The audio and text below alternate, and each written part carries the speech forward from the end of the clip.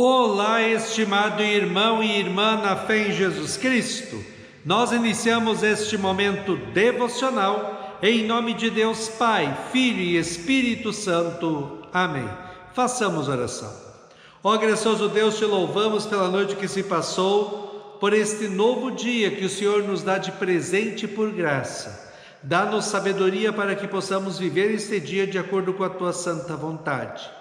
Envia, ó Deus, o teu Espírito Santo para estar conosco agora quando vamos meditar na tua santa palavra. Aumenta-nos a fé, a esperança e o amor.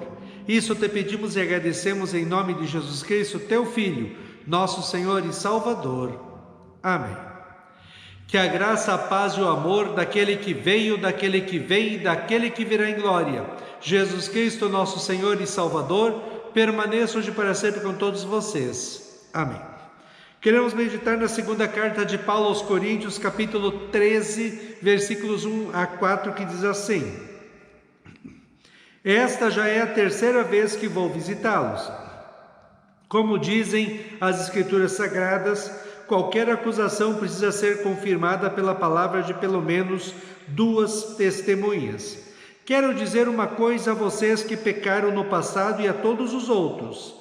Durante a minha segunda visita eu já tinha dito isto e agora que estou longe, repito. Na próxima vez que eu for, não vou ter pena de ninguém. Então vocês terão todas as provas que quiserem de que Cristo fala por meio de mim. Quando trata com vocês, Cristo não é fraco. Pelo contrário, mostra o seu poder entre vocês. Porque embora tenha sido crucificado em estado de fraqueza, Cristo vive pelo poder de Deus. Assim nós também, unidos com Ele, somos fracos. Porém, em nossa convivência com vocês, estaremos ligados com o Cristo vivo e teremos o poder de Deus para agir. Que Deus abençoe as palavras em nossos corações. Amém. Estimado irmão e irmã, vamos falar sobre autoridade e poder? Na visão do mundo, a autoridade se conquista com domínio sobre os outros através de armas, dinheiro ou outro meio para impor a autoridade. O poder também, para o mundo, é imposto sobre os outros por meio da demonstração de força. Jesus nunca quis provar nada a ninguém nem impor nada a ninguém. Ele sabia que era o Filho unigênito de Deus que veio ao mundo por amor aos seres humanos, para estar com os seres humanos, sofrer toda a ira e castigo eternos de Deus no lugar de todos os seres humanos na cruz, morrer e ressuscitar. Toda vez que Jesus fazia curas e milagres, era para que as pessoas tivessem certeza de que Ele era o Salvador prometido e não para impor autoridade e poder. Colossenses 2,9 diz assim: Pois em Cristo, como ser humano, está presente toda a natureza de Deus. Ninguém dava nada por Cristo na cruz. Paulo diz no texto de hoje, mas a ressurreição de Jesus mostra verdadeiramente que ele era o Filho de Deus e tinha todo o poder em sua mão, inclusive o poder de submeter a ele a própria morte. Paulo então diz: Então vocês terão todas as provas que quiserem de que Cristo fala por meio de mim, quando trata com vocês. Cristo não é fraco, pelo contrário, mostra o seu poder entre vocês. Assim nós também, unidos com Ele, somos fracos. Porém, em nossa convivência com vocês, estaremos ligados com Cristo, com o Cristo vivo, e teremos o poder de Deus para agir. Embora existiram cristãos de Corinto que duvidavam que Paulo era o enviado de Jesus, um apóstolo, e até diziam que ele era uma pessoa falsa e fraca no falar, ele afirma que é um enviado de Deus para pregar a palavra de Deus, e quando ele estivesse pessoalmente em Corinto, eles veriam-no usar sua autoridade apostólica para com os que porventura estivessem ainda vivendo em pecado. Estimado irmão e irmã, por que será que o ser humano tem tanta dificuldade em aceitar Jesus Cristo como Senhor e Salvador e viver uma vida santa, bonita e agradável a Deus segundo a sua palavra? A palavra de Deus é a sabedoria de Deus para nós sermos felizes aqui e termos a vida eterna nos céus. É mais fácil e tranquilo nós crermos que Jesus Cristo pagou a nossa dívida com Deus, que são os nossos pecados, na cruz, ressuscitou e está cuidando de nós e nos conduzindo aos céus, do que acreditarmos que nós mesmos precisamos fazer sacrifícios, obras, para que Deus nos aceite. Crer em Cristo é fazer o que diz o Salmo 37, 5 e 7. Entregue sua vida ao Senhor, confie nele e o mais ele fará. Descanse no Senhor e espere nele. O apóstolo Paulo estava receoso de que os cristãos de Corinto continuavam vivendo em pecados, mesmo tendo ele já escrito que deveriam mudar de vida.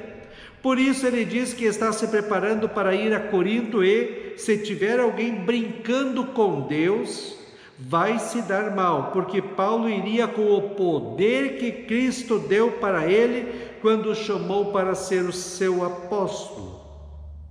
Hoje, o poder dos cristãos é a palavra de Deus.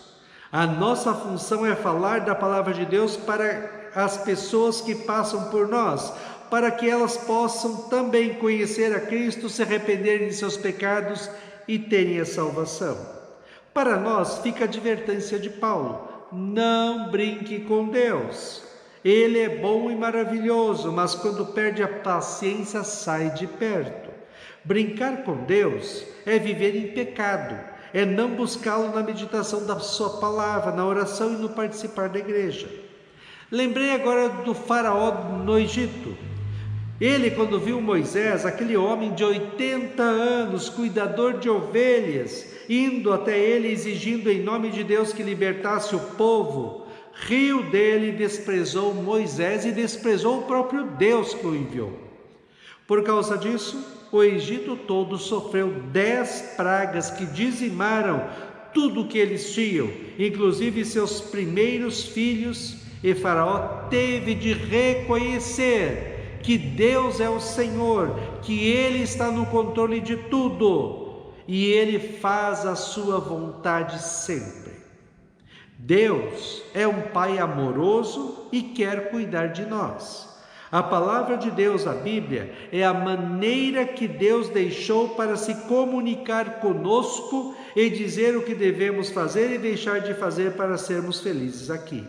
Por isso, estimado irmão e irmã, levemos a sério a palavra de Deus, o próprio Deus, a oração e a igreja. Levemos a sério e façamos o que Deus nos diz nos 10 mandamentos. Assim faremos o certo, seremos felizes e seremos abençoados, protegidos e amparados por Deus. Confiemos em Cristo como nosso Senhor e Salvador. Cada vez que olharmos para a cruz de Cristo, lembremos tudo o que Ele fez por nós para nos salvar e nos ter com Ele nos céus. Lembremos que Deus nos ama tanto que não se negou de entregar o seu único Filho para sofrer na cruz pelos nossos pecados e morrer. Vejamos na cruz de Cristo o amor de Deus sendo demonstrado de maneira concreta por cada um de nós. Proclamemos ao mundo todo que Jesus Cristo é o caminho, a verdade e a vida, somente a salvação pela fé nele. Provérbios 3, 5 a 10 diz assim: confie no Senhor Deus de todo o coração e não se apoie na sua própria inteligência. Lembre de Deus em tudo o que você fizer e Ele lhe mostrará o caminho certo. Não fique pensando que você é sábio. Tema o Senhor e não faça nada de errado, pois isso será como um bom remédio para curar as suas feridas e aliviar os seus sofrimentos. Adore a Deus oferecendo-lhe o que a sua terra produz de melhor. Faça isso, e os seus depósitos ficarão cheios de cereais, e você terá tanto vinho que não será capaz de armazenar. Amém. Façamos oração. Ó Senhor nosso Deus, nós te louvamos porque o Senhor nos ama tanto. Te louvamos por Cristo, que se dignou a morrer na cruz por nós, para nos salvar, nós que somos pecadores.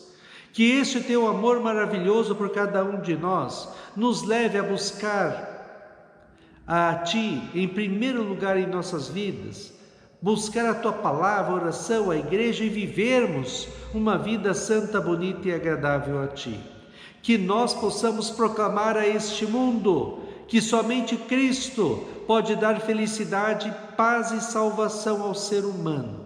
Que nós nos alegremos, porque o Senhor é o nosso bom pastor e nada nos faltará. Fica conosco neste dia, cuida de nós e dá-nos sabedoria. Isso te pedimos e agradecemos em nome de Jesus. Amém. Receba a bênção do Senhor. O Senhor te abençoe e te guarde. O Senhor faça resplandecer o seu rosto sobre ti e tenha misericórdia de ti. O Senhor sobre ti levante o seu rosto e te dê a paz. Amém.